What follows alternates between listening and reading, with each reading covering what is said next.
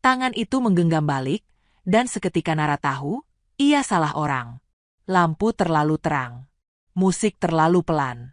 Semua mata terasa menilai. Ia hanya gadis miskin di aula orang-orang besar, berdiri dengan sepatu pinjaman dan napas yang hampir habis. Satu kesalahan kecil membuatnya ditegur, ditertawakan, dan dipandang seolah tak pantas berada di sana. Malam itu bukan sekadar pesta. Ada tekanan yang diam-diam mengikuti. Ada masa lalu yang mulai bergerak. Cerita ini bukan tentang cinta yang datang tiba-tiba. Sebelum kita lanjut, tulis di komentar dari kota mana kamu menonton, dan jangan lupa subscribe channel ini. Karena satu genggaman malam itu, menyimpan sesuatu yang belum siap diucapkan. Nara berdiri kaku di tengah aula, dengan jantung yang berdetak terlalu keras untuk disembunyikan. Tangannya masih terasa hangat, padahal genggaman itu sudah terlepas beberapa detik lalu. Ia menarik napas pendek, berusaha menenangkan diri, tapi cahaya lampu gantung yang berkilau membuat kepalanya sedikit pusing. Aula pernikahan itu terlalu besar, terlalu terang, dan terlalu asing bagi seseorang seperti dirinya. Nara menunduk. Sepatu hitam yang dipakainya bukan miliknya. Ujungnya sedikit longgar, membuat langkahnya terasa canggung. Ia meminjam sepatu itu dari tetangga kos, dengan janji akan mengembalikannya malam ini juga. Gaun pelayan yang dikenakannya kebesaran di bahu, dan ia sudah berkali-kali menarik ujung lengannya agar tidak tampak terlalu kusut. Tenang. Cuma kerja. Cuma satu malam, bisiknya dalam hati, seperti mantra yang diulang sejak sore. Di sekelilingnya, tamu-tamu berpakaian rapi tertawa pelan, berbincang tentang bisnis, liburan, dan hal-hal yang tak pernah menjadi bagian dari hidup Nara. Bau parfum mahal bercampur dengan aroma bunga segar membuatnya merasa semakin kecil. Ia mencoba fokus pada tugasnya, membawa nampan minuman dengan kedua tangan, menjaga agar langkahnya tidak terlalu cepat, tidak terlalu lambat. Namun rasa salah itu belum pergi. Beberapa menit sebelumnya, saat lampu diredupkan dan musik mengalun lembut, Nara kehilangan arah. Aula yang tadinya terang berubah menjadi labirin bayangan. Ia mencari rekan sesama pelayan yang berjanji akan menunggunya di dekat panggung, dan tanpa berpikir panjang, ia meraih tangan seseorang di sampingnya. "Maaf, kita ke belakang dulu," ucapnya lirih, refleks. Tangan itu menggenggam balik. Bukan genggaman kasar, tapi juga bukan genggaman biasa. Ada jeda sepersekian detik yang membuat Nara menoleh. Saat itulah ia sadar. Jas pria itu terlalu rapi. Jam di pergelangan tangannya terlalu mahal.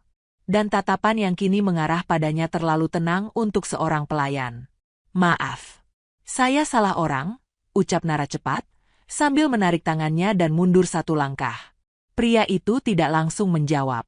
Hanya menatapnya, seolah mencoba memahami apa yang baru saja terjadi.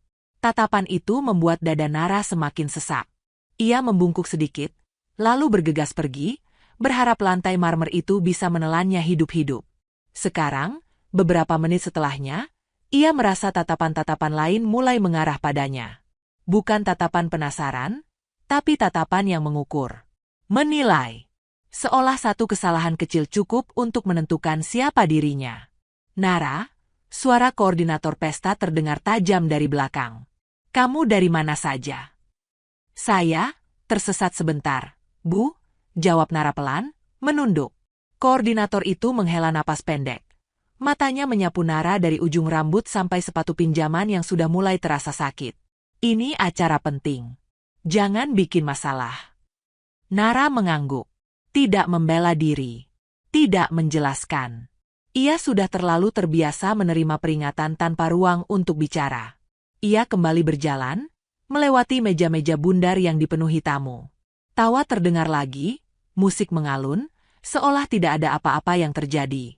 Tapi bagi Nara, malam itu sudah terasa berat sejak awal. Ada perasaan aneh yang mengganjal, bukan hanya karena rasa malu, tapi karena tatapan pria itu yang terus terlintas di pikirannya. Tatapan yang tidak marah, tidak mengejek, tapi juga tidak biasa. Di sudut aula, ia berhenti sejenak, menurunkan nampan, dan menarik napas dalam-dalam. Di balik semua kemewahan itu, Nara hanya ingin satu hal sederhana. Menyelesaikan pekerjaannya. Mendapat upah. Pulang. Membelikan obat untuk ibunya besok pagi. Ia tidak tahu bahwa di antara ratusan tamu malam itu, ada satu orang yang masih berdiri di tempatnya, menatap ke arah gadis dengan gaun kebesaran dan langkah canggung itu. Tidak tahu bahwa satu kesalahan kecil telah membuka pintu pada sesuatu yang jauh lebih besar dari sekadar pesta pernikahan. Nara mengangkat nampan lagi dan melangkah maju. Malam masih panjang. Dan ia belum tahu, beban yang akan ia pikul baru saja dimulai. Tepat saat Nara menyadari langkah kakinya tidak lagi terasa ringan, seolah lantai marmer itu menahan setiap geraknya. Ia berjalan menyusuri sisi aula, mencoba membuat dirinya sekecil mungkin. Bahunya menegang setiap kali seseorang melintas terlalu dekat. Suara gelas beradu, sendok menyentuh piring, dan tawa tamu terdengar seperti gema yang berlapis-lapis di kepalanya. Nara berusaha fokus pada napasnya sendiri. Tarik. Hembuskan. Jangan sampai tangan gemetar. Namun musik berubah. Nada yang tadinya sekadar pengiring kini melambat. Lebih dalam, lebih sunyi. Lampu kembali diredupkan. Suasana aula mendadak hening, seolah seluruh ruangan ditahan dalam satu tarikan napas panjang. Koordinator pesta memberi isyarat agar para pelayan berhenti sejenak di posisi masing-masing. Nara berdiri di dekat pilar besar, memeluk nampannya dengan kedua tangan. Dari sela-sela orang, ia melihat pasangan pengantin melangkah ke tengah ruangan. Tepuk tangan mengalun, tapi baginya, semua itu terasa jauh. Pikirannya melayang pada ibunya yang mungkin sedang terbatuk di kamar sempit mereka, dan adiknya yang tadi pagi bertanya apakah besok masih bisa berangkat sekolah. Saat itulah, seseorang berdiri di sampingnya. Nara tidak langsung menoleh. Ia hanya bisa merasakan kehadiran itu. Tenang. Diam. Berbeda dengan tamu lain yang sibuk berbincang atau mengangkat ponsel. Ia tahu seharusnya tidak peduli. Tapi perasaan tidak nyaman itu kembali muncul, merambat pelan dari dada ke tengkuknya. Ia melirik sekilas. Jas gelap. Postur tegap. Pria yang sama. Refleks, Nara menunduk. Ia berharap pria itu tidak mengenalinya. Berharap kesalahan tadi sudah dianggap tidak pernah ada. Namun langkah pria itu justru mendekat setengah langkah, cukup dekat untuk membuat Nara menahan napas. "Kamu tidak apa-apa?" Suara itu rendah, tidak keras, tapi jelas. Nara terkejut. Ia tidak menduga pertanyaan itu. Bukan teguran. Bukan sindiran. Hanya kalimat sederhana yang membuat dadanya terasa semakin sempit. "Saya, baik, Pak," jawabnya cepat, masih menunduk. Pria itu terdiam sejenak. Nara bisa merasakan tatapannya, bukan tatapan yang menusuk, melainkan seolah sedang menunggu. Menunggu apa? Nara sendiri tidak tahu. Ia hanya tahu, berdiri di sana membuatnya ingin pergi. "Saya minta maaf soal tadi," lanjut Nara lirih, suaranya hampir tenggelam oleh musik. "Saya benar-benar salah orang." "Tidak apa-apa," jawab pria itu singkat. Jawaban itu seharusnya melegakan. Tapi entah kenapa, Nara justru merasa lebih gugup. Ia mengangguk kecil, lalu melangkah pergi tanpa menunggu reaksi lebih lanjut. Di belakangnya, ia tidak tahu pria itu masih berdiri di tempat yang sama, memperhatikan punggungnya yang menjauh dengan langkah terburu-buru. Belum sempat Nara mencapai ujung aula, suara koordinator kembali memanggil. Kali ini lebih keras. "Nara! Ke belakang! Sekarang!" Dada Nara langsung turun. Ia memutar arah, melewati lorong sempit menuju ruang servis di balik aula. Di sana, beberapa pelayan lain berdiri dengan wajah tegang. Udara terasa pengap, bau keringat bercampur dengan aroma makanan. "Kamu tahu siapa pria yang kamu sentuh tadi?" tanya koordinator tanpa basa-basi. Nara menggeleng pelan. "Saya tidak sengaja, Bu." "Itu donatur utama acara ini." Suara koordinator merendah, tapi tajam. "Pemilik perusahaan besar. Jangan sampai ada kejadian aneh lagi. Kita tidak mau masalah." Nara mengangguk lagi. Kepalanya terasa berat. Ia ingin menjelaskan, ingin berkata bahwa ia tidak punya niat apa-apa, bahwa ia hanya ingin bekerja. Tapi kata-kata itu tertahan di tenggorokannya. Ia tahu, penjelasan seringkali tidak diperlukan dari orang sepertinya. "Kalau kamu bikin satu kesalahan lagi," lanjut koordinator, "kamu langsung saya suruh pulang. Tanpa bayaran." Kalimat itu menghantam lebih keras dari teguran apapun. Nara menggigit bibirnya. Pulang tanpa bayaran berarti tidak ada uang obat. Tidak ada uang sekolah. Tidak ada apa-apa. Saya mengerti, Bu, ucapnya pelan. Ia kembali ke aula dengan kepala tertunduk. Musik mulai mengeras lagi. Tawa kembali memenuhi ruangan. Tidak ada yang tahu percakapan singkat di balik dinding tadi. Tidak ada yang peduli.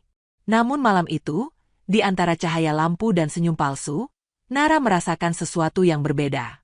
Bukan hanya rasa takut kehilangan pekerjaan, tapi perasaan bahwa satu genggaman yang tidak sengaja itu telah menempatkannya di bawah sorotan yang tidak ia minta. Dan jauh di seberang aula, pria berjas gelap itu berdiri diam, menyadari satu hal yang tidak pernah ia rasakan sebelumnya. Di tengah kemewahan dan kendali yang biasa ia miliki, ada kegelisahan kecil yang tidak bisa ia jelaskan. Lahir dari seorang gadis yang bahkan tidak berani menatap matanya. Kegelisahan kecil itu membuat pria berjas gelap tersebut tetap berdiri di tempatnya lebih lama dari yang seharusnya. Raka tidak bergerak ketika tamu-tamu lain kembali larut dalam tawa dan percakapan. Musik mengalun lebih cerah, seolah pesta baru saja dimulai kembali. Namun ada satu titik di aula itu yang terasa sunyi baginya. Titik tempat gadis pelayan tadi berdiri, dengan bahu menegang dan mata selalu tertunduk. Ia jarang mengingat wajah orang. Dalam hidupnya, wajah datang dan pergi seperti angka dalam laporan. Tapi wajah gadis itu menempel dengan cara yang aneh. Bukan karena cantik, bukan karena berani, justru karena sebaliknya. Cara ia meminta maaf tanpa alasan. Cara ia mundur seolah takut ruang di sekitarnya runtuh. Cara ia memegang nampan seperti sedang memegang sesuatu yang jauh lebih berat.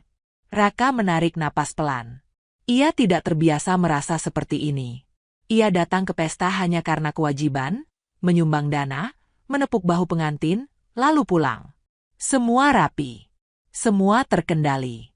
Namun malam ini, kendali itu terasa retak oleh hal sepele yang tidak bisa ia jelaskan pada siapapun. Di sisi lain aula, Nara kembali ke jalurnya. Ia menata ulang langkah, memastikan jarak aman dari tamu. Tangannya terasa dingin sekarang. Setiap kali ia melewati meja, ia merasa ada mata yang mengikuti. Entah nyata, entah hanya perasaannya sendiri.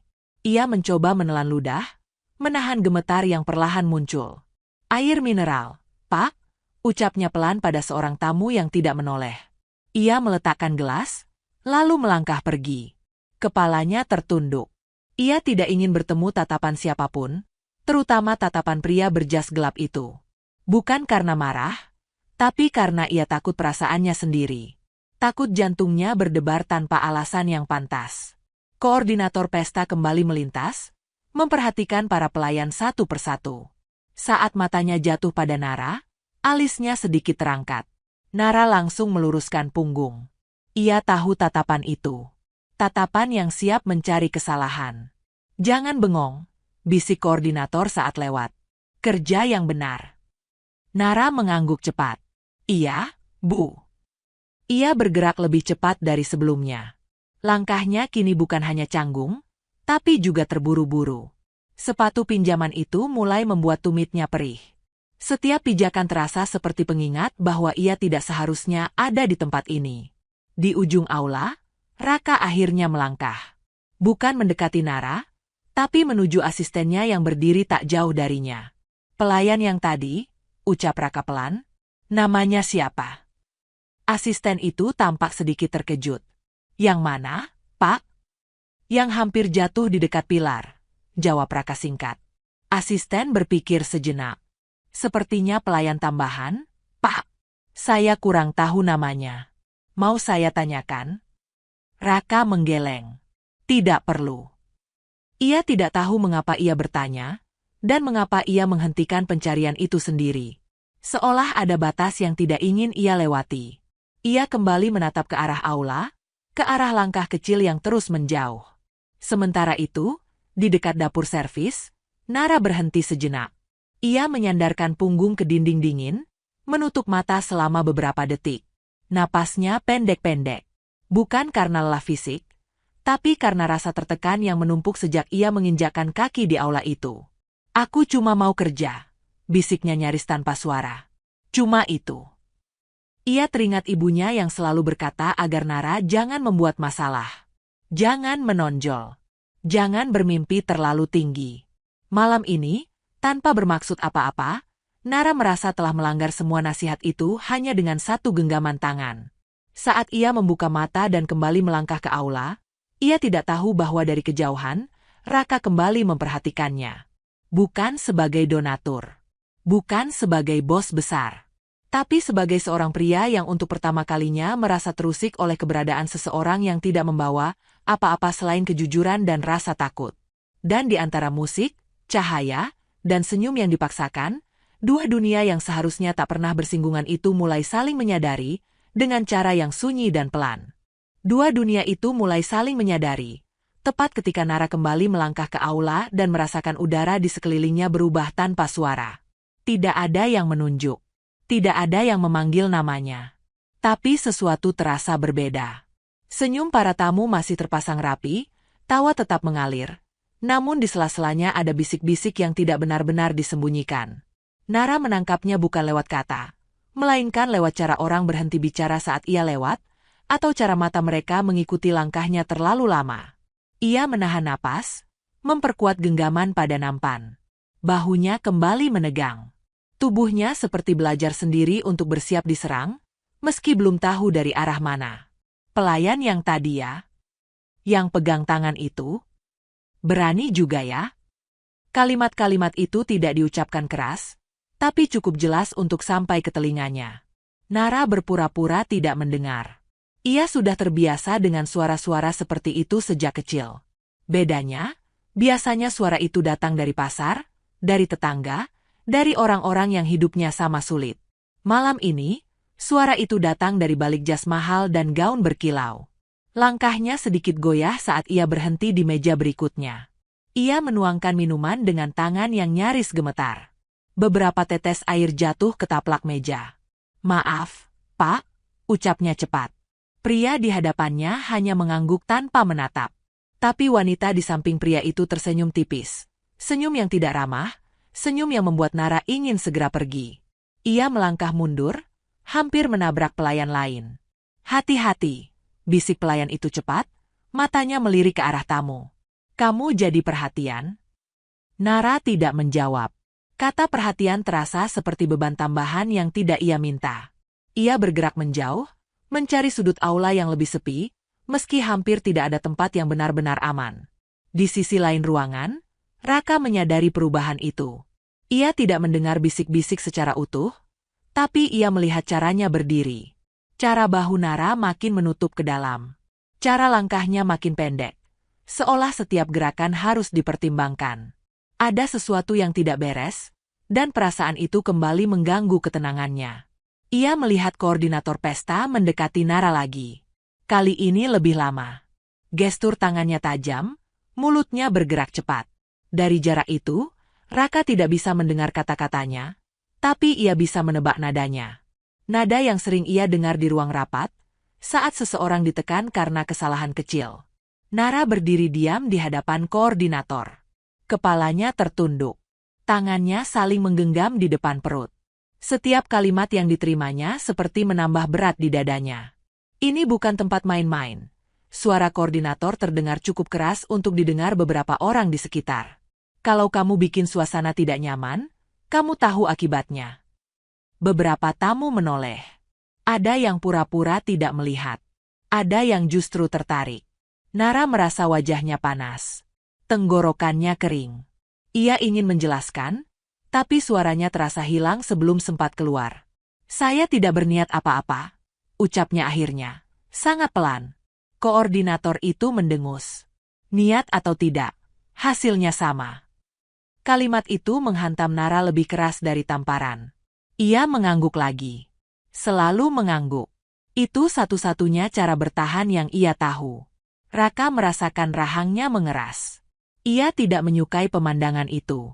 Bukan karena ia merasa bertanggung jawab, tapi karena ada sesuatu yang terasa tidak adil, terlalu timpang. Ia mengambil satu langkah maju, lalu berhenti. Langkah itu terasa berat, seolah ada garis tak terlihat yang menahannya. Apa urusannya? Pikirnya. Namun matanya tetap mengikuti saat Nara berbalik dan berjalan cepat menuju lorong servis. Langkahnya tidak lagi rapi. Ada kepanikan yang ia sembunyikan setengah mati. Di lorong sempit itu, Nara akhirnya berhenti. Tangannya menempel ke dinding. Dadanya naik turun. Matanya berkaca-kaca, tapi ia menahan air mata itu sekuat tenaga. Menangis di sini hanya akan memperburuk segalanya. Aku cuma mau kerja, gumamnya lagi, kali ini lebih getir. Ia mengusap wajahnya dengan cepat, memastikan tidak ada bekas yang terlihat. Ia tidak boleh lemah. Tidak malam ini. Tidak di tempat seperti ini. Saat ia kembali melangkah ke aula, wajahnya sudah kembali datar. Tapi di dalam dadanya, sesuatu telah retak. Dan di kejauhan, Raka masih berdiri, menyadari bahwa senyum-senyum di pesta itu menyimpan sesuatu yang jauh lebih dingin dari yang terlihat. Nara melangkah kembali ke aula dengan wajah yang sudah ia paksa menjadi datar, meski dadanya terasa seperti dihimpit dari dalam. Ia kembali ke barisan pelayan, mengambil posisi seolah tidak ada apa-apa yang terjadi. Musik mengalun lebih ramai, tawa kembali pecah, dan pesta seakan menemukan ritmenya lagi. Tapi bagi Nara, setiap suara kini terdengar terlalu dekat. Setiap gerakan terasa diawasi. Ia menyusuri meja demi meja, menunduk, menyapa seperlunya, menghindari kontak mata lebih lama dari 1 detik. Tangannya mulai pegal menahan nampan, namun ia tidak berani berhenti. Berhenti berarti terlihat. Terlihat berarti salah. Saat ia menaruh gelas terakhir di sebuah meja dekat panggung, koordinator pesta kembali muncul di sisinya. Kali ini tidak dengan bisikan. Tangannya mencengkeram pergelangan Nara, cukup kuat untuk membuatnya tersentak. Ke belakang, ucapnya singkat, tanpa menunggu jawaban. Nara menelan ludah. Ia menyerahkan nampan ke pelayan lain dengan gerakan kaku, lalu mengikuti langkah cepat koordinator menuju pintu kecil di sisi aula. Setiap langkah menjauh dari cahaya terasa seperti turun ke ruang yang lebih sempit. Ruang belakang itu tidak besar. Dindingnya polos. Lampunya putih dan terlalu terang. Ada meja lipat, beberapa kardus, dan suara pendingin ruangan yang berdengung tanpa henti. Pintu ditutup. Suasana langsung terasa menekan. "Kamu sadar tidak apa yang kamu lakukan malam ini?" tanya koordinator, menyilangkan tangan di dada. Nara berdiri dengan bahu tertunduk. "Saya minta maaf, Bu.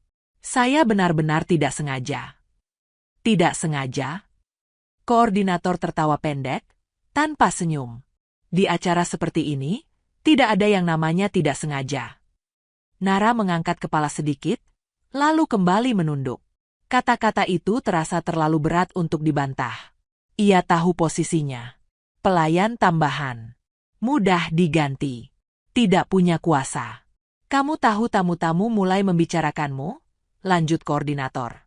"Mereka datang untuk acara terhormat, bukan untuk melihat drama." "Saya tidak bermaksud membuat masalah." Suara Nara bergetar meski ia berusaha menahannya. "Saya cuma bekerja." "Justru itu," potong koordinator cepat. "Kamu di sini untuk bekerja, bukan untuk menarik perhatian siapapun." Kalimat itu menusuk lebih dalam dari yang koordinator sadari. Nara ingin tertawa getir. Menarik perhatian bukanlah sesuatu yang pernah ia cari sepanjang hidupnya. Bahkan sekarang, ia ingin menghilang.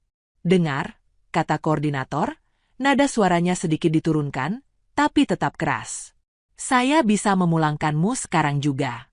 Banyak yang mau menggantikanmu." Jantung Nara berdegup kencang. Pulang sekarang berarti tidak ada bayaran. Tidak ada alasan yang bisa ia bawa pulang selain rasa gagal. "Saya mohon," ucapnya pelan, nyaris berbisik.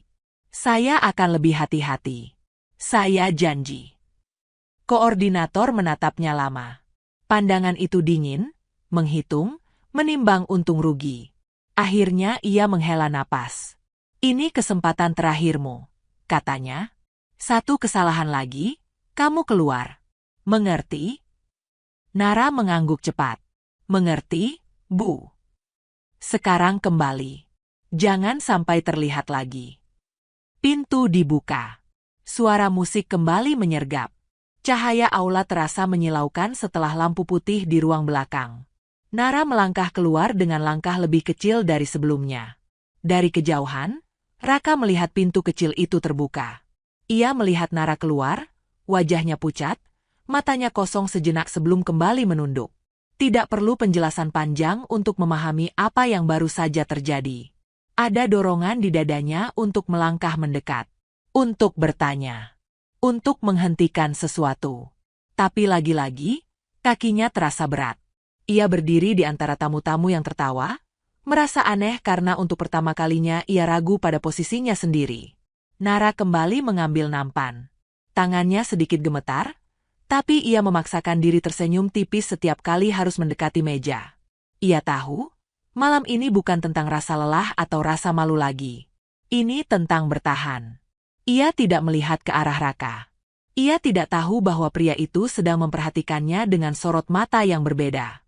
Yang ia tahu, setiap langkah sekarang terasa seperti ujian, dan setiap napas harus dijaga agar tidak berubah menjadi tangis. Di balik senyum pesta yang terus terjaga, Nara berjalan dengan satu keyakinan rapuh. Ia tidak boleh jatuh di sini. Tidak malam ini. Tidak sebelum semua yang ia tanggung di rumah bisa sedikit lebih ringan. Nara terus melangkah sampai musik pesta akhirnya terdengar seperti suara yang semakin jauh, semakin tidak nyata. Waktu berjalan lambat setelah itu. Setiap menit terasa panjang, menempel di tubuhnya seperti beban tambahan. Ia menyelesaikan tugas-tugas terakhir tanpa kesalahan, setidaknya tidak ada yang terlihat. Senyum tipis terus dipaksakan. Punggungnya pegal. Tumitnya nyeri. Tapi ia bertahan, karena bertahan adalah satu-satunya pilihan yang ia kenal. Ketika pesta mulai mereda dan tamu-tamu satu persatu pamit, Nara merasakan kelegaan yang aneh. Bukan lega karena berhasil, melainkan lega karena tekanan itu akan segera berakhir. Ia menyerahkan nampan, membantu membereskan meja, lalu berdiri menunggu giliran menerima upah. Koordinator membagikan amplop tanpa banyak bicara. Saat giliran Nara, koordinator menatapnya sekilas, lalu meletakkan amplop itu di tangannya.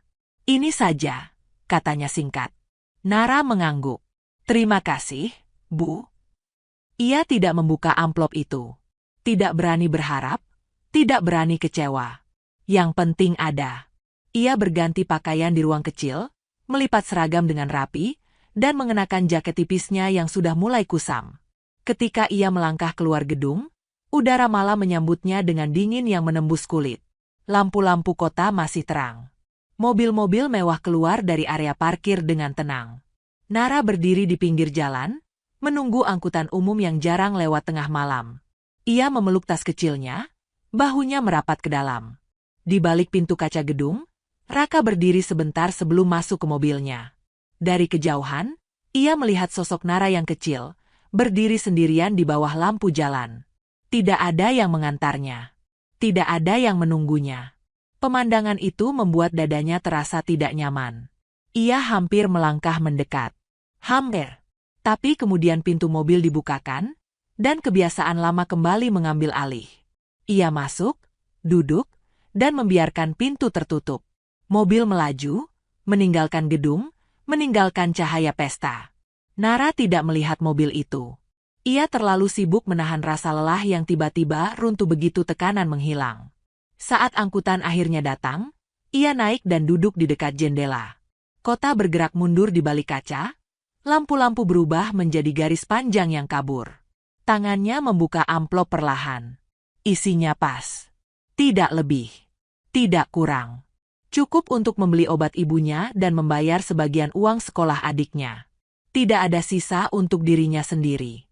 Nara menutup amplop itu kembali, menaruhnya di tas dengan hati-hati. Sesampainya di kos kecilnya, lorong sempit sudah sepi. Lampu redup berkedip lemah.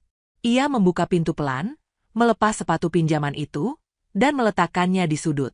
Kakinya terasa sakit, tapi ia tidak mengeluh. Ibunya terbangun saat mendengar suara pintu. "Nara?" Suara itu lemah. "Iya, Bu," jawab Nara cepat, mendekat. "Aku pulang." Ibunya tersenyum tipis. "Capek ya?" Nara menggeleng, meski tenggorokannya terasa sesak. "Biasa." Ia membantu ibunya duduk, memberikan segelas air, lalu memastikan obat diminum. Setelah itu, ia menengok adiknya yang tertidur pulas di kasur tipis. Wajah anak itu tenang, tidak tahu apapun tentang dunia di luar. Baru setelah semuanya tenang, Nara duduk di lantai, menyandarkan punggung ke dinding. Kepalanya tertunduk. Bahunya akhirnya bergetar. Tangis itu tidak keras. Tidak dramatis. Hanya air mata yang jatuh pelan, satu demi satu, ke punggung tangannya. Ia menghapusnya cepat, seolah takut ada yang melihat. Menangis bukan solusi. Besok ia harus bangun pagi. Besok ia harus kembali kuat. Di tempat lain, Raka berdiri di depan jendela apartemennya yang tinggi. Kota terbentang di bawah, sama terang, sama sibuk. Tapi pikirannya kembali pada sosok kecil di bawah lampu jalan tadi. Pada kepala yang tertunduk. Pada langkah yang terus berjalan meski jelas berat. Malam itu berakhir tanpa kata-kata. Tanpa pertemuan. Tanpa janji. Tapi di dua tempat yang berbeda, dua orang yang tidak seharusnya saling memikirkan, terjaga lebih lama dari biasanya, membawa beban masing-masing dalam diam. Raka akhirnya memecah keheningan malam dengan satu keputusan kecil yang terasa lebih berat dari rapat manapun yang pernah ia pimpin. Ia tidak langsung tidur. Jasnya masih tergantung rapi, sepatu masih di dekat pintu. Raka berdiri di ruang tamu apartemennya yang luas, menatap lantai mengilap yang memantulkan cahaya lampu kota. Biasanya, ruang ini memberinya rasa aman. Malam ini, ruang itu terasa kosong. Terlalu sunyi. Bayangan gadis di bawah lampu jalan kembali muncul. Kepala tertunduk. Bahu merapat. Cara ia berdiri seperti sedang menunggu hukuman, bukan kendaraan umum. Raka menghela napas pelan, lalu meraih ponselnya. Ia menatap layar cukup lama sebelum akhirnya mengetik satu nama. Bima. Panggilan tersambung setelah dering ketiga. Masih bangun? Tanya Raka singkat. Masih, Pak, jawab asistennya, terdengar sedikit heran. Ada yang bisa saya bantu? Raka terdiam sejenak. Ia tidak terbiasa menjelaskan perasaan, apalagi kegelisahan yang tidak punya angka atau grafik. Pelayan di acara tadi, ucapnya akhirnya, yang hampir jatuh dekat pilar. Bima mengingat. Oh, iya, Pak. Cari tahu dia siapa, kata Raka. Nada suaranya datar, tapi tegas. Tanpa ribut. Tanpa membuatnya merasa diawasi. Ada jeda singkat di ujung sana. Baik, Pak. Panggilan berakhir. Raka menurunkan ponsel, dadanya terasa sedikit lebih ringan, namun juga lebih berat pada saat yang sama. Ia bertanya pada dirinya sendiri, mengapa ia peduli? Mengapa satu peristiwa kecil di pesta pernikahan bisa menembus lapisan kebiasaan yang selama ini ia bangun? Di sisi lain kota, pagi datang lebih cepat bagi Nara. Tangis semalam sudah ia kunci rapat-rapat di dalam dada. Ia bangun sebelum matahari muncul, menyiapkan air hangat untuk ibunya, memastikan obat diminum tepat waktu. Adiknya masih tidur, meringkuk, napasnya teratur. Nara, suara ibunya lirih saat Nara hendak beranjak. Kamu istirahat saja hari ini. Nara tersenyum tipis. Tidak bisa, Bu. Ada kerja. Ia tidak menjelaskan bahwa kerja itu belum jelas apa. Bahwa ia harus mencari lagi. Ia hanya tahu, berhenti bukan pilihan. Setelah memastikan semuanya aman, Nara keluar dari kos dengan tas kecil di pundak. Lorong sempit itu kembali menyambutnya. Sama seperti kemarin, sama seperti hari-hari sebelumnya. Ia berjalan ke halte, menunggu angkutan sambil menunduk. Di sekitarnya, orang-orang sibuk dengan urusan masing-masing. Tidak ada yang memperhatikan seorang gadis dengan jaket kusam dan mata yang masih menyimpan lelah. Beberapa jam kemudian, Bima berdiri di luar gedung kecil yang menjadi kantor agen tenaga paruh waktu. Ia tidak masuk dengan sikap berkuasa. Ia hanya bertanya, mencatat, mendengarkan. Nama itu akhirnya ia dapatkan dari daftar sederhana. Nara. Alamatnya pun tidak sulit ditemukan. Terlalu sederhana untuk seseorang yang semalam berdiri di aula mewah. Sore harinya, Raka menerima pesan singkat. Sebuah nama. Sebuah alamat. Tidak ada cerita tambahan. Tidak ada penilaian. Raka membaca pesan itu berulang kali. Nama itu kini terasa nyata, bukan sekadar bayangan di bawah lampu jalan. Ia tidak langsung melakukan apa-apa. Ia menyimpan ponsel, mencoba kembali pada rutinitas. Tapi di sela-sela rapat, di antara suara staf yang mempresentasikan target, pikirannya melayang. Ada pertanyaan yang terus muncul, sederhana namun mengganggu. Bagaimana rasanya pulang malam dengan upah pas-pasan? Bagaimana rasanya berdiri di tempat yang membuatmu merasa tidak pantas sejak langkah pertama? Malam kembali turun. Raka berdiri lagi di depan jendela. Kali ini, ia tahu nama orang yang ia pikirkan. Sementara itu, Nara duduk di lantai kos, menghitung sisa uang, merencanakan hari esok dengan hati-hati. Dua dunia yang jauh itu belum bertemu lagi. Tidak ada pesan. Tidak ada janji. Hanya satu hal yang berubah pelan-pelan. Untuk pertama kalinya, Raka tidak hanya melihat. Ia mulai bertanya. Dan bagi Nara, tanpa ia sadari, hidupnya sedang diam-diam masuk ke dalam perhatian yang belum tentu membawa kebaikan, tapi tidak bisa lagi dihindari. Perhatian yang diam-diam itu mulai mendekat justru ketika hidup Nara terasa paling rapuh. Seperti tali tipis yang siap putus kapan saja. Pagi itu, Nara berdiri di depan papan pengumuman agen tenaga paruh waktu dengan mata lelah. Kertas-kertas kecil ditempel seadanya, beberapa sudah kusut, sebagian lain dicoret. Ia membaca satu persatu, berharap ada pekerjaan harian yang bisa ia ambil. Cuci piring, jaga warung, bersih-bersih kantor. Apa saja, asal ada upah. Yang ini sudah penuh, kata petugas agen tanpa menoleh, saat Nara menunjuk satu lowongan. Kalau yang ini, Bu? Tanya Nara pelan. Petugas itu menggeleng. Butuh pengalaman. Nara mengangguk. Ia mundur selangkah, memberi ruang pada orang lain yang datang dengan langkah lebih percaya diri. Tangannya menggenggam tali tasnya erat-erat. Di kepalanya, ia menghitung. Obat ibunya tinggal untuk 2 hari. Uang sekolah adiknya jatuh tempo minggu depan. Ia tidak punya banyak waktu. Ia keluar dari gedung agen dengan langkah berat. Matahari sudah tinggi, tapi tubuhnya terasa dingin. Di pinggir jalan, ia berhenti sebentar, menunduk, mencoba mengatur napas. Ia tidak boleh panik. Panik hanya membuat segalanya semakin gelap. Ponselnya bergetar. Nomor tak dikenal. Halo? Suaranya ragu. Nara? Suara perempuan di ujung sana terdengar resmi. Saya dari agen kemarin. Ada panggilan kerja sore ini. Acara kecil. Tapi sementara.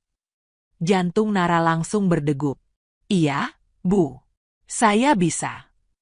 Datang tepat waktu, kata suara itu singkat, lalu sambungan terputus. Nara menghembuskan napas panjang. Sementara pun tidak apa-apa. Yang penting ada. Ia berjalan pulang untuk bersiap, menyempatkan diri membeli obat dengan sisa uang yang ada, berharap nanti sore ia bisa menggantinya.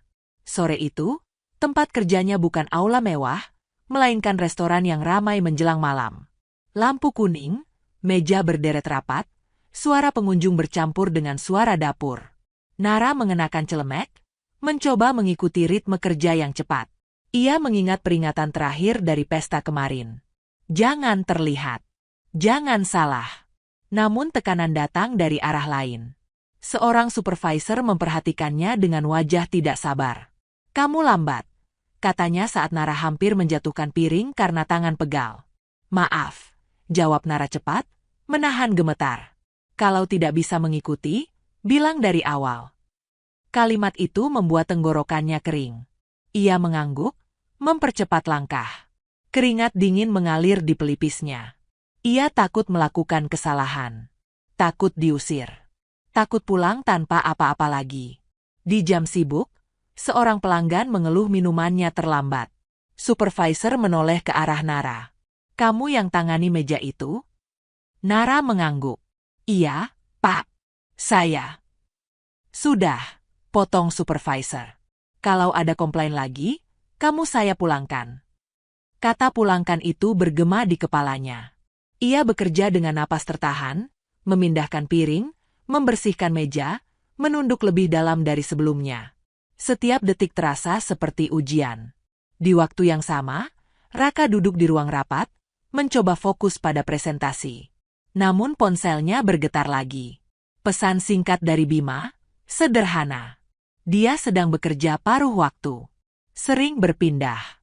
Raka membaca pesan itu sekali, lalu menatap layar kosong di depannya. Sering berpindah. Kalimat itu terdengar ringan, tapi ia tahu artinya. Tidak stabil. Tidak aman. Ia teringat tatapan kosong Nara saat keluar dari pintu kecil aula itu. Malam turun cepat di restoran. Saat jam kerja hampir selesai, supervisor memanggil Nara ke samping. Besok belum tentu ada panggilan, katanya datar. Kami lihat dulu. Nara mengangguk. Terima kasih, Pak. Ia menerima upah hari itu, jumlahnya kecil, tapi cukup untuk bertahan 1 hari lagi. Saat melangkah keluar, kakinya terasa ringan sekaligus lemas. Ia tidak tahu besok akan bagaimana. Di kos, ibunya menatapnya dengan cemas. Kamu kelihatan capek.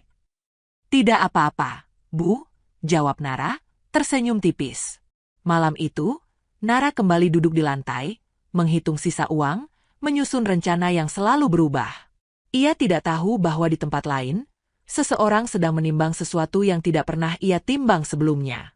Dan di antara jarak yang jauh itu, pekerjaan yang hampir hilang menjadi tanda pertama bahwa hidup Nara sedang berada di persimpangan yang tidak ia pilih, tapi harus ia jalani.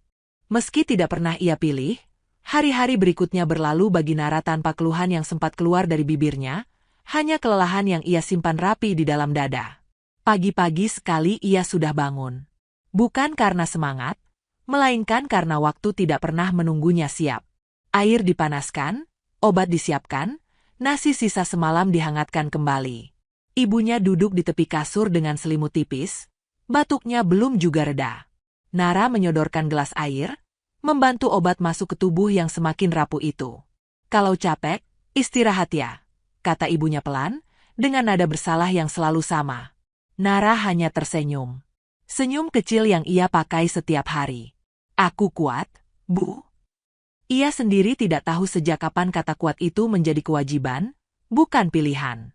Setelah adiknya berangkat sekolah, Nara keluar rumah. Tas kecil di pundaknya terasa ringan karena memang tidak banyak isinya. Ia berjalan menyusuri jalan yang sama, melewati orang-orang yang sama, menuju tempat-tempat yang memberinya harapan sesaat. Warung makan, laundry kecil, toko kelontong yang kadang butuh bantuan angkat barang. Hari ini tidak dulu, ya, kata seorang pemilik warung, tanpa menatap. Iya, Pak, jawab Nara sopan. Ia berpindah lagi, menunggu lagi, menawarkan diri lagi. Setiap penolakan tidak lagi mengejutkan, hanya menambah sunyi di langkahnya. Tidak ada marah. Tidak ada protes. Ia belajar menerima semuanya dengan kepala tertunduk. Sore hari, ia akhirnya mendapat panggilan membersihkan rumah kontrakan yang baru ditinggal penyewa. Rumah itu kosong, berdebu, dengan lantai dingin dan jendela yang jarang dibuka. Nara bekerja sendirian, menyapu, mengepel, mengelap kaca dengan gerakan yang sudah otomatis. Tangannya pegal, punggungnya sakit, tapi pikirannya justru melayang. Ia memikirkan adiknya yang sebentar lagi ujian. Memikirkan ibunya yang makin sering terdiam menahan nyeri. Memikirkan besok yang selalu terasa terlalu dekat. Pemilik rumah datang menjelang maghrib. Ia memeriksa sebentar, lalu menyerahkan uang dengan cepat. Segini saja, katanya. Nara menerima tanpa menghitung.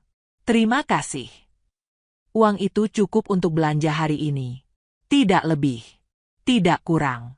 Ia memasukkannya ke tas, lalu pulang dengan langkah yang sama pelannya. Malam datang. Rumah kembali sunyi. Setelah semuanya tertidur, Nara duduk di lantai, menyandarkan punggung ke dinding. Tidak ada tangis malam ini. Air matanya seperti sudah habis. Yang tersisa hanya rasa lelah yang tidak punya bentuk. Di tempat lain, Raka duduk di kursi kantornya, sendirian setelah jam kerja usai. Lampu-lampu gedung lain masih menyala di luar jendela. Ia menatap layar komputer yang sudah lama tidak ia sentuh. Angka-angka itu tidak lagi menarik perhatiannya seperti biasa. Ia teringat laporan singkat dari asistennya. Pekerjaan harian. Upah kecil. Sering berpindah. Raka menghela napas pelan. Dalam hidupnya, berpindah adalah pilihan strategis.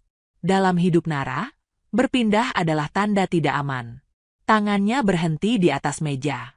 Ada dorongan untuk melakukan sesuatu, Tapi ia tidak tahu apa. Membantu terdengar terlalu besar. Diam terasa terlalu kejam. Ia terjebak di antara dua kebiasaan yang tidak pernah ia hadapi sebelumnya. Hari-hari berikutnya berjalan dengan pola yang sama bagi Nara. Bangun pagi. Bekerja jika ada. Pulang dengan badan lelah. Tidak pernah mengeluh. Tidak pernah meminta. Bahkan ketika ibunya bertanya, jawabannya selalu singkat dan ringan. Kerjanya bagaimana? Lancar, Bu. Padahal lancar hanya berarti tidak ada masalah besar hari itu. Di luar sana, hidup terus bergerak. Tapi bagi Nara, setiap hari adalah latihan bertahan. Dan tanpa ia sadari, ketenangan palsu itu sedang membangun ketegangan yang pelan-pelan menunggu waktu untuk pecah. Ketenangan palsu itu akhirnya retak ketika Nara menyadari bahwa bertahan saja tidak lagi cukup untuk menahan runtuhnya hal-hal kecil yang menopang hidupnya. Pagi itu, ia baru saja kembali dari warung dengan kantong belanja yang lebih ringan dari biasanya ketika ibunya memanggil dari dalam kamar. Suaranya lebih pelan dari hari-hari sebelumnya. Napasnya pendek, seolah setiap kata harus ditarik dari dasar dada. Nara, sini sebentar. Nara meletakkan kantong di meja, lalu duduk di sisi kasur. Wajah ibunya pucat. Keringat dingin membasahi pelipisnya meski udara pagi belum panas. Nara langsung tahu, hari ini tidak akan berjalan seperti rencana yang ia susun semalam. Sakitnya gimana, Bu? Ibunya mencoba tersenyum, senyum yang terlalu dipaksakan. Biasa. Cuma agak pusing. Nara meraih tangan itu. Dingin. Terlalu dingin. Ia menelan ludah, berusaha tetap tenang. Obatnya sudah diminum? Ibunya mengangguk pelan, lalu memalingkan wajah. Nara, uang kita masih ada. Pertanyaan itu menghantam lebih keras daripada dugaan apapun. Nara tidak langsung menjawab. Ia tahu jawaban jujur akan membawa kecemasan baru. Ia juga tahu berbohong hanya menunda. Ada sedikit, katanya akhirnya. Sedikit, baginya, berarti cukup untuk hari ini. Tidak untuk besok. Siang itu, Nara meninggalkan ibunya dengan hati yang tidak tenang. Ia menitipkan pesan pada tetangga kos untuk sesekali melihat. Lalu ia berjalan cepat, lebih cepat dari biasanya, menuju agen tenaga kerja. Langkahnya tidak lagi pelan dan menunduk. Ada desakan yang memaksa tubuhnya bergerak. Di agen, suasana lebih ramai dari biasanya. Wajah-wajah baru berdiri dengan map plastik di tangan. Nara menunggu gilirannya, berdiri di pojok, mendengarkan percakapan petugas dengan orang lain. Untuk kerja tetap, syaratnya lengkap. Kalau harian, belum tentu ada. Kalimat-kalimat itu berulang, seperti tembok yang sama yang harus ia hadapi setiap hari. Saat gilirannya tiba, Nara menyebutkan namanya, menyebutkan bahwa ia siap bekerja apa saja. Petugas menggeleng, tidak kasar, tapi juga tidak memberi harapan. Belum ada hari ini. Nara mengangguk. Kalau besok datang lagi. Ia keluar dengan dada terasa kosong. Di trotoar, ia berhenti, menunduk, lalu mengangkat kepala lagi. Jarak antara dirinya dan kehidupan yang lebih aman terasa terlalu jauh. Bukan hanya soal uang, tapi soal kesempatan yang seolah selalu berhenti satu langkah di depannya. Di tempat lain, Raka duduk di mobil, terjebak macet. Jarak yang sama terasa baginya, tapi dengan wajah berbeda. Ia menatap ponsel, membaca ulang catatan singkat tentang Nara. Alamat, pekerjaan harian. Tidak ada yang bisa ia lakukan tanpa melangkahi batas yang selama ini ia jaga. Ia bertanya pada dirinya sendiri, apakah jarak sosial itu nyata atau hanya alasan yang ia pelihara? Ia terbiasa membuat keputusan besar dengan cepat. Mengakuisisi, memotong, menggabungkan. Tapi untuk satu orang yang hidupnya rapuh, ia justru ragu. Sore menjelang. Nara pulang dengan tangan kosong. Ibunya tertidur, napasnya masih pendek. Adiknya belum pulang dari sekolah. Nara duduk di lantai, membuka tas, menghitung sisa uang. Angkanya kecil. Terlalu kecil untuk rasa takut yang tumbuh. Malam itu, hujan turun pelan. Atap sengkos menimbulkan suara ritmis yang biasanya menenangkan. Kali ini, suara itu justru menambah berat. Nara menatap pintu, seolah berharap seseorang datang membawa kabar baik. Tidak ada. Di gedung tinggi yang jauh dari sana, Raka berdiri di depan jendela, hujan terlihat seperti garis tipis cahaya. Jarak itu terasa absurd. Terlalu jauh untuk disentuh, terlalu dekat untuk diabaikan. Ia menyadari satu hal dengan jujur yang tidak pernah ia akui sebelumnya. Ada dunia yang berjalan tanpa jaring pengaman.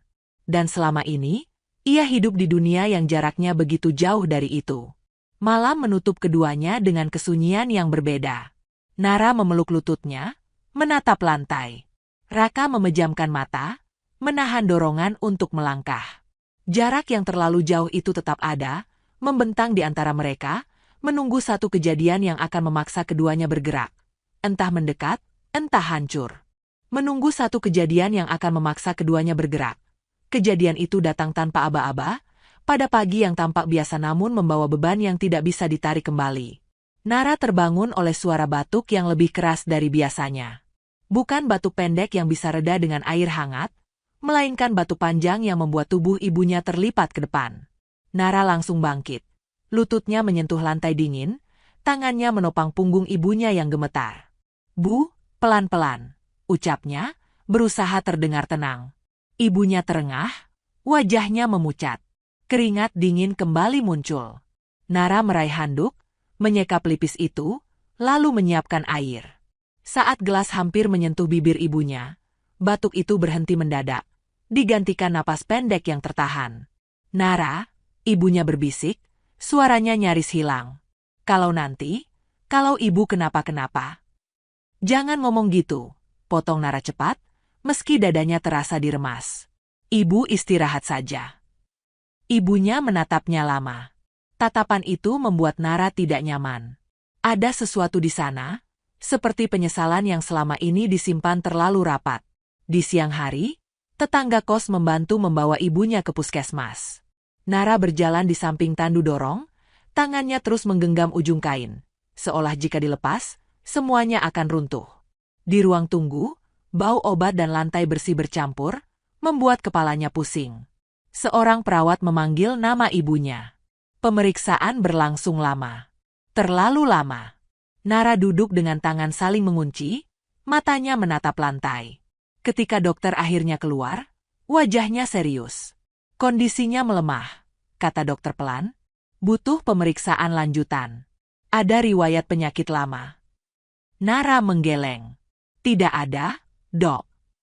Dokter mengangguk, lalu menambahkan, "Kalau ada dokumen lama, rekam medis, atau apapun, coba dibawa." Kata dokumen itu terus terngiang di kepala Nara saat ia pulang sore hari. Ia membantu ibunya berbaring, lalu menuju lemari kecil di sudut kamar. Lemari itu jarang dibuka. Isinya kebanyakan kertas lama, foto-foto kusam, dan map coklat yang sudah menguning. Nara ragu sejenak, lalu membuka map itu. Kertas-kertas di dalamnya berderik pelan saat disentuh. Ia membalik satu persatu, sampai matanya berhenti pada selembar dokumen yang terlihat berbeda. Kop surat perusahaan. Tanggal lama. Namanya asing, tapi terasa berat. Lalu ia melihatnya. Nama ayahnya. Nara membeku. Tangannya berhenti bergerak. Jantungnya berdetak terlalu keras. Ia membaca ulang, memastikan matanya tidak salah. Nama itu tercetak jelas, diikuti keterangan tentang kecelakaan kerja, kompensasi yang tertunda, dan tanda tangan pejabat perusahaan. Perusahaan itu bukan sembarang nama. Nara mengenalnya dari berita, dari baliho besar di jalan, dari cerita orang-orang tentang bos kaya yang dermawan. Perusahaan milik Raka. Kepalanya terasa ringan, seolah darahnya mengalir menjauh. Selama ini, ayahnya meninggal tanpa penjelasan yang utuh. Hanya disebut kecelakaan. Tidak ada yang bisa dituntut. Tidak ada yang bisa diperjuangkan. Dan sekarang, di tangannya, ada bukti bahwa cerita itu belum selesai. Air mata menggenang, tapi tidak jatuh. Nara menutup map itu perlahan, menekan napasnya agar tetap stabil. Ia tidak tahu harus merasa apa. Marah, takut, atau lega karena akhirnya ada jawaban. Di tempat lain, Raka duduk di ruang arsip perusahaannya. Dorongan yang ia tahan berhari-hari akhirnya mendorongnya melangkah lebih jauh. Ia meminta laporan lama, bukan karena audit, tapi karena perasaan tidak tenang yang tidak mau pergi. Seorang staf menyerahkan map tebal. Kasus lama, Pak. Kecelakaan di proyek bertahun-tahun lalu. Raka membukanya tanpa ekspektasi. Lalu ia melihat nama yang sama. Nama yang baru saja ia dengar dari laporan asistennya. Nama yang terhubung pada seorang gadis yang hidupnya rapuh. Ia menutup mata sejenak. Dada terasa sesak. Dunia yang selama ini ia anggap terpisah, kini bertaut pada satu titik yang tidak bisa dihapus. Malam itu, Nara duduk di samping ibunya yang tertidur, map coklat di pangkuannya. Di gedung tinggi, Raka berdiri memandangi kota, map yang sama terbuka di mejanya. Kejadian itu akhirnya datang, memaksa keduanya bergerak ke arah yang tidak pernah mereka rencanakan, dengan kebenaran yang terlalu berat untuk diabaikan. Malam itu tidak benar-benar berakhir bagi Nara maupun Raka, hanya berubah menjadi ruang sunyi tempat masing-masing dipaksa menatap dirinya sendiri. Nara duduk tanpa bergerak di samping ibunya. Lampu kamar diredupkan, hanya menyisakan cahaya kuning yang membuat bayangan tampak lebih panjang. Map coklat itu masih di pangkuannya. Jarinya menekan sudut kertas, seolah takut dokumen itu menghilang jika dilepas. Napas ibunya terdengar teratur, tapi lemah. Setiap tarikan napas seperti pengingat bahwa waktu tidak sedang berpihak. Nama ayahnya kembali berputar di kepalanya. Ia teringat wajah itu, samar dan lelah, pulang dengan pakaian kerja yang bau besi dan debu. Ayahnya jarang mengeluh. Hanya pernah berkata, kerja itu berat tapi harus dijalani. Setelah kecelakaan itu, semuanya berhenti. Tidak ada penjelasan panjang. Tidak ada yang datang selain kabar singkat dan bela sungkawa seadanya. Dan sekarang, bertahun-tahun kemudian, ada kalimat dingin di atas kertas yang menyebut kompensasi tertunda. Tertunda untuk siapa? Sampai kapan? Dada Nara terasa sesak. Marah mulai muncul, tapi tidak menemukan arah. Ia tidak tahu harus menyalahkan siapa. Perusahaan besar itu terasa terlalu jauh, terlalu tinggi untuk disentuh. Nama Raka terlintas, bukan sebagai pria di pesta, melainkan sebagai wajah dari sistem yang selama ini menutup hidupnya rapat-rapat. Di gedung tinggi yang dingin dan rapi, Raka menutup map di mejanya dengan gerakan pelan. Ia sudah membaca semuanya. Laporan kecelakaan. Catatan rapat. Keputusan lama yang ditandatangani orang-orang yang sebagian sudah tidak bekerja lagi. Saat itu, semua dianggap selesai. Proyek berjalan. Angka disesuaikan. Kehidupan lain terus bergerak. Ia berdiri, berjalan mondar-mandir di ruangannya. Kaca jendela memantulkan bayangannya sendiri. Untuk pertama kalinya, ia tidak menyukai apa yang ia lihat. Ia selalu membanggakan ketelitian, sistem, dan kepatuhan prosedur. Tapi di balik semua itu, ada celah yang dibiarkan menganga. Dan di celah itu, ada keluarga yang jatuh tanpa pernah diangkat kembali. Kesalahan itu lebih besar dari genggaman tangan di pesta. Lebih besar dari tatapan canggung atau rasa bersalah sesaat. Ini tentang keputusan yang tidak ia tinjau ulang. Tentang diam yang terlalu lama. Pagi datang dengan cepat. Nara mengantar ibunya kembali ke puskesmas untuk pemeriksaan lanjutan. Dokter menyebut angka biaya dengan nada netral. Nara mengangguk, mencatat di kepala, tahu betul ia tidak punya cukup. Ia menandatangani kertas dengan tangan sedikit gemetar. Di luar ruang periksa, ia duduk sendiri. Map coklat itu kini ada di dalam tas. Rasanya berat, seolah membawa seluruh masa lalu yang baru saja terbuka. Ia menatap lantai, mencoba menyusun keberanian. Ada dorongan untuk melakukan sesuatu, tapi juga ketakutan akan akibatnya. Di saat yang sama, Raka memanggil asistennya lebih pagi dari biasanya.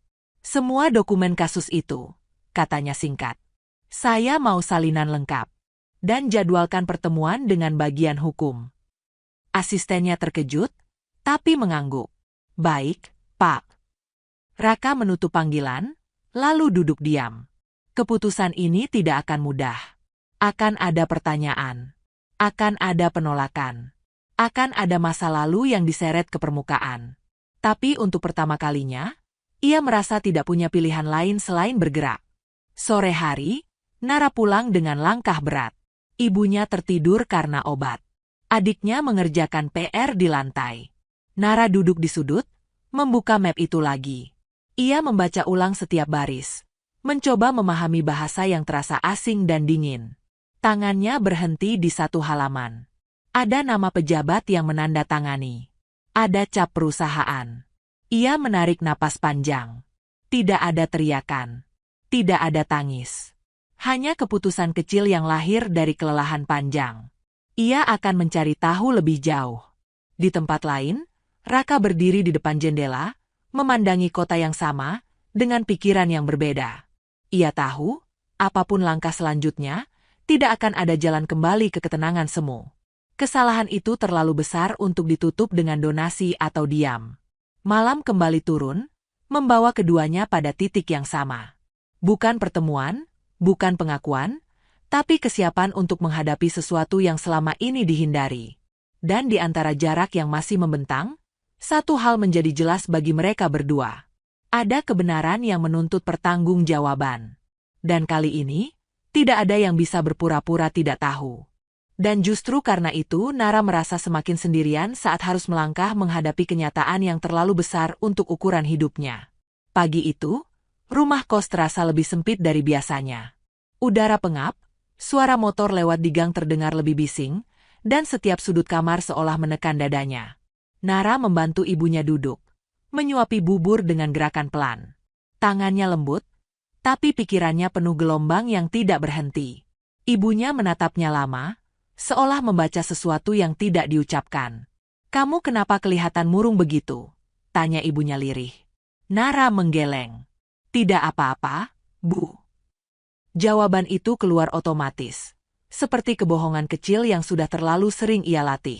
Ia tidak sanggup menjelaskan tentang map coklat, tentang nama ayahnya di dokumen dingin, tentang perusahaan besar yang terasa mustahil disentuh. Ibunya sudah cukup lelah dengan tubuhnya sendiri. Nara tidak ingin menambah beban di hatinya. Setelah ibunya kembali berbaring, Nara duduk di lantai dengan punggung menempel ke dinding. Map itu ia keluarkan lagi, dibuka pelan, lalu ditutup kembali. Setiap kali ia membaca, dadanya terasa semakin berat. Ada kemarahan yang ingin keluar, tapi tidak menemukan suara. Ada tangis yang menekan di tenggorokan, tapi tidak jatuh. Ia teringat ayahnya lebih jelas dari biasanya. Cara ayahnya melepas sepatu dengan hati-hati agar tidak mengotori lantai. Cara ayahnya duduk diam sambil memijat bahu sendiri. Tidak pernah mengeluh, tidak pernah menuntut.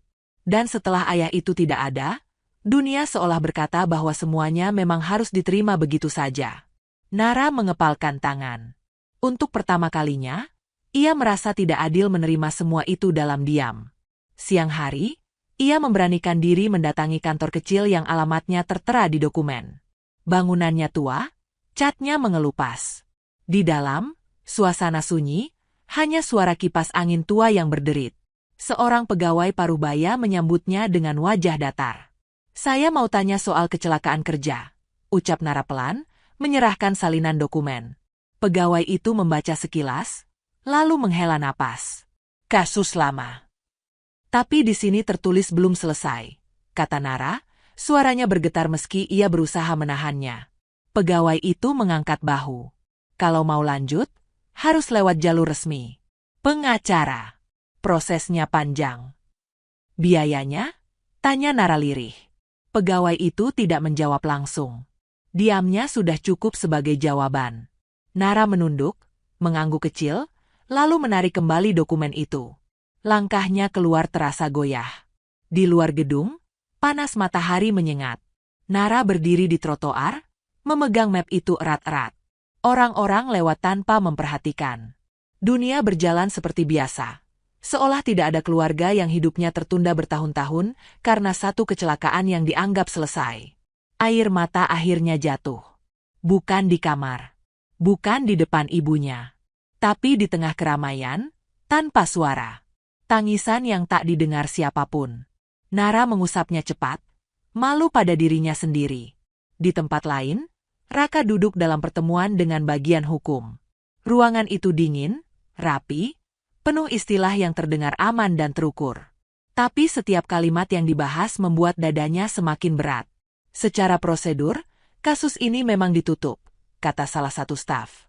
Ditutup bukan berarti selesai, jawab Raka pelan, tapi tegas.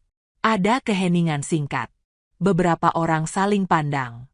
Raka tahu, keputusan ini akan membuka banyak hal. Akan ada risiko. Akan ada nama yang terseret. Tapi bayangan wajah Nara, wajah yang menahan tangis, tidak mau pergi dari pikirannya. Sore hari, Nara pulang dengan langkah berat. Ibunya terbangun sebentar, tersenyum lemah. Nara membalas senyum itu, meski hatinya hancur pelan-pelan. Setelah semuanya tenang, ia duduk sendirian lagi, menatap map coklat di pangkuannya. Malam turun. Tangisan tadi tidak menyelesaikan apa-apa. Tapi di balik kelelahan itu, ada sesuatu yang berubah. Nara mungkin tidak punya kekuatan, tidak punya uang, tidak punya nama besar. Tapi ia punya satu hal yang selama ini ia tekan terlalu dalam. Keinginan untuk tidak lagi diam.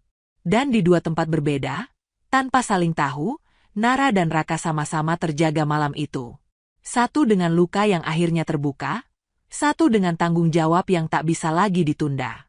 Tangisan itu mungkin tidak didengar siapapun hari ini, tapi gema dari kebenaran yang terpendam sudah mulai bergerak. Pelan namun pasti, menuju titik yang tidak bisa dihindari lagi. Langkah itu akhirnya terjadi pada hari yang tampak biasa. Tanpa janji, tanpa undangan, dan tanpa status apapun yang melindungi perasaan mereka. Nara berdiri di depan gedung tinggi itu dengan map coklat di dadanya. Gedungnya dingin, menjulang, dengan pintu kaca yang memantulkan bayangannya sendiri. Ia tampak kecil. Lebih kecil dari rasa takut yang berusaha ia tekan sejak pagi. Tangannya berkeringat. Napasnya tidak beraturan. Berkali-kali ia hampir berbalik, meyakinkan diri bahwa ini bukan tempatnya. Tapi wajah ibunya terlintas. Batuk yang tak kunjung reda. Tatapan lelah yang tetap berusaha tersenyum. Nama ayahnya yang tercetak rapi di dokumen lama itu. Nara menelan ludah, lalu melangkah masuk. Di dalam, suara langkah terasa asing. Lantai mengilap. Udara sejuk. Orang-orang berjalan cepat dengan pakaian rapi. Tidak ada yang menoleh padanya. Ia mendekati meja resepsionis, menyebutkan namanya dengan suara yang hampir tidak terdengar. Saya mau bertemu Pak Raka, ucapnya pelan. Tidak ada gelar. Tidak ada tuntutan. Hanya satu nama. Resepsionis menatapnya sekilas, lalu mengetik sesuatu. Ada jeda yang terasa terlalu lama. Nara menggenggam map itu lebih erat. Seolah isinya bisa memberinya keberanian. Silakan tunggu, kata resepsionis akhirnya. Nara duduk di kursi tunggu. Punggungnya tegak, tangannya di pangkuan. Jantungnya berdetak keras. Setiap detik terasa seperti ujian. Ia tidak tahu apakah ia akan diusir. Tidak tahu apakah ia akan ditertawakan. Tidak tahu apakah langkah ini bodoh. Di lantai atas, Raka berdiri di dekat jendela ketika asistennya mengetuk. Pak, katanya hati-hati. Ada tamu. Namanya Nara. Raka menoleh perlahan. Nama itu tidak lagi mengejutkan, tapi tetap membuat dadanya mengencang. Ia mengangguk singkat. Suruh masuk. Pintu terbuka. Nara melangkah masuk dengan ragu. Ruangan itu luas, terlalu luas baginya. Meja besar. Rak buku. Jendela tinggi. Raka berdiri di dekat meja, tidak duduk, tidak tersenyum. Hanya menatapnya, tenang, tapi penuh beban. Beberapa detik berlalu tanpa suara. Saya minta maaf datang tanpa janji, kata Nara akhirnya. Suaranya bergetar, tapi ia tidak menunduk. Saya tidak tahu harus kemana lagi. Raka menunjuk kursi. Silakan duduk. Nara duduk perlahan. Tangannya membuka map coklat itu, meletakkannya di atas meja, mendorongnya ke depan dengan gerakan yang hati-hati. Tidak ada tuduhan dalam matanya. Tidak ada tuntutan keras. Hanya kelelahan yang jujur. Ayah saya bekerja di perusahaan Bapak, katanya pelan. Beliau meninggal karena kecelakaan kerja. Ini dokumennya. Raka tidak langsung menyentuh map itu. Ia menatap Nara, lalu map, lalu kembali ke wajah Nara. Ada sesuatu di tatapan gadis itu yang membuatnya sulit mengalihkan pandangan. Bukan kemarahan. Bukan juga harapan. Hanya kejujuran yang telanjang. Saya tidak datang untuk menyalahkan, lanjut Nara. Saya cuma ingin tahu, apakah hidup kami memang tidak pernah dihitung. Kalimat itu jatuh pelan, tapi menghantam lebih keras dari tuduhan manapun. Raka menarik napas dalam-dalam. Ia membuka map itu, membaca sekilas, meski isinya sudah ia hafal. Kamu benar, katanya akhirnya. Suaranya rendah. Ada kesalahan. Dan kesalahan itu tidak kecil. Nara menahan napas. Ia tidak tahu harus merasa lega atau takut. Air matanya menggenang, tapi ia menahannya. Saya tidak minta apa-apa malam ini, katanya cepat, seolah takut kata-katanya disalahartikan. Saya hanya tidak mau ayah saya dilupakan. Raka menutup map itu pelan. Untuk pertama kalinya, ia duduk. Bahunya sedikit turun, seperti seseorang yang akhirnya berhenti menyangkal. Ayahmu tidak dilupakan, ucapnya. Dan kamu tidak salah datang ke sini. Hening menyelimuti ruangan. Tidak ada janji diucapkan. Tidak ada kata ganti rugi, tidak ada angka. Hanya dua orang dari dunia yang terlalu jauh, duduk berhadapan, tanpa status apapun yang jelas. Bukan bos dan pelayan. Bukan pihak kuat dan lemah. Hanya manusia yang berdiri di hadapan kebenaran yang tidak nyaman. Nara berdiri lebih dulu. Terima kasih sudah mendengarkan, katanya. Ia membungkuk sedikit, lalu berbalik. Raka tidak menahannya. Tidak memanggil. Ia hanya memandang punggung Nara yang menjauh, menyadari satu hal yang tidak bisa ia tolak lagi. Pertemuan itu bukan akhir. Bahkan bukan awal yang jelas. Tapi di ruangan itu, tanpa saksi dan tanpa janji, sebuah beban telah berpindah. Dan untuk pertama kalinya, Nara melangkah keluar tanpa menunduk, sementara Raka tetap duduk, menyadari bahwa diam bukan lagi pilihan yang bisa ia ambil. Raka tetap duduk lama setelah pintu ruangannya tertutup. Sementara di luar sana Nara melangkah pergi dengan dada yang masih bergetar, tapi punggung yang tidak lagi membungkuk. Langkah Nara di lorong gedung itu terasa berbeda. Masih ragu, masih hati-hati, namun tidak lagi seolah meminta maaf pada lantai yang diinjaknya. Map coklat itu kini ia peluk di dada, bukan sebagai beban, melainkan sebagai penanda bahwa ia telah melakukan sesuatu yang selama ini hanya ia takutkan dalam diam. Begitu keluar dari gedung, angin sore menyambutnya. Kota tetap sama. Bising. Tidak peduli. Mobil lalu lalang seperti biasa. Tidak ada yang tahu apa yang baru saja ia lakukan. Tidak ada yang menepuk bahunya. Tidak ada yang memberi selamat. Tapi untuk pertama kalinya, Nara tidak merasa kalah. Ia berhenti sebentar di trotoar, menarik napas panjang. Tangannya masih gemetar. Jantungnya masih berdebar. Tapi ada ruang kecil di dadanya yang terasa lebih lega. Ia sudah bicara. Ia sudah berdiri. Apapun hasilnya nanti, setidaknya ayahnya tidak lagi hanya nama yang tenggelam dalam cerita lama. Di perjalanan pulang, wajah ibunya terus terbayang. Nara membayangkan duduk di samping kasur sempit itu, menyuapi bubur, mendengarkan batuk yang tidak pernah benar-benar pergi. Ia tidak membawa kabar pasti. Tidak membawa uang. Tapi ia membawa sesuatu yang lain. Harapan yang tidak lagi sepenuhnya rapuh. Di gedung tinggi itu, Raka akhirnya berdiri. Ia mengambil map coklat itu lagi, membukanya di meja. Ia membaca ulang bukan sebagai bos, bukan sebagai pengambil keputusan, tapi sebagai seseorang yang kini tahu wajah di balik laporan. Ia memanggil asistennya. Mulai prosesnya, katanya singkat. Pak, asistennya ragu. Semua yang tertunda, lanjut Raka. Cari tahu apa yang seharusnya dilakukan sejak dulu. Dan lakukan. Tidak ada nada heroik dalam suaranya. Tidak ada janji besar. Hanya kelelahan yang jujur dan tekad yang tidak ingin mundur lagi. Ia tahu, langkah ini akan membuka banyak pintu yang tidak nyaman. Akan ada perlawanan. Akan ada pertanyaan. Tapi ia juga tahu, menutup mata lebih lama hanya akan membuat kesalahan itu terus hidup. Malam turun perlahan. Nara sampai di kos saat lampu lorong sudah menyala redup. Ia membuka pintu pelan, takut membangunkan ibunya. Tapi ibunya terjaga. Kamu dari mana? Tanya ibunya pelan. Nara duduk di sisi kasur, menggenggam tangan itu. Aku mengurus sesuatu, Bu. Ibunya menatapnya. Lama. Kamu kelihatan capek. Nara tersenyum tipis. Iya. Tapi tidak apa-apa. Ia tidak menceritakan detail. Tidak menyebut gedung tinggi atau nama besar. Ia hanya berkata, aku sudah mencoba. Ibunya mengangguk pelan, seolah mengerti lebih dari yang diucapkan. Tangannya menggenggam tangan Nara lebih erat. Terima kasih sudah kuat. Kalimat itu hampir membuat Nara menangis. Tapi ia menahannya.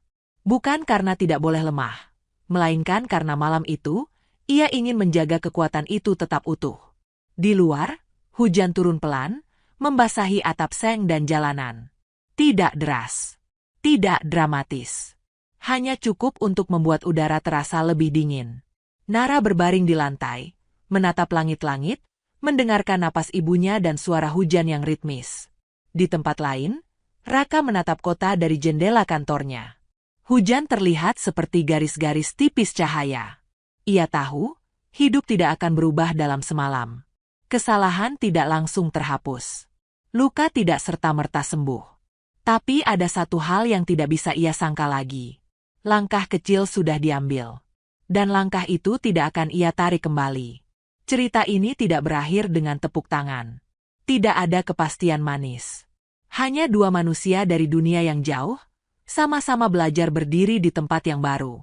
Nara dengan keberanian yang lahir dari kelelahan panjang. Raka dengan tanggung jawab yang akhirnya dihadapi tanpa berlindung. Dan di antara hujan, kota, dan malam yang berjalan seperti biasa, satu hal berubah pelan-pelan. Bukan dunia. Bukan sistem. Tapi cara seseorang memilih untuk tidak lagi diam, meski langkahnya kecil, dan jalannya masih panjang.